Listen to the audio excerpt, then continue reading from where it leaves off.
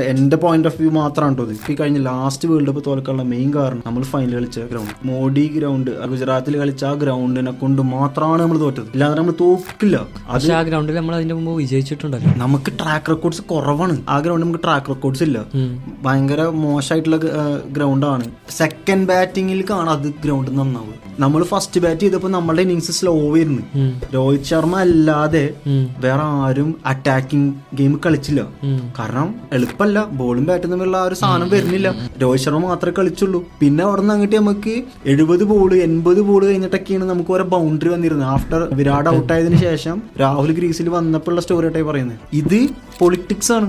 എന്തുകൊണ്ട് അവിടെ ആ ഗ്രൗണ്ടിൽ വെച്ചു? നമ്മളാണ് ഒരു പരിപാടി ഹോസ്റ്റ് ചെയ്യുന്നത്. നമ്മൾ എന്താ ചിന്തിക്കുക? നമുക്ക് ഫേവറബിൾ ആയിട്ട് നമ്മൾ ഫൈനലിൽ കണ്ടിട്ട് നമ്മൾ ഫൈനൽ കാണണം. നമ്മൾ മോശം ടീമല്ല അന്നും ഇന്നും.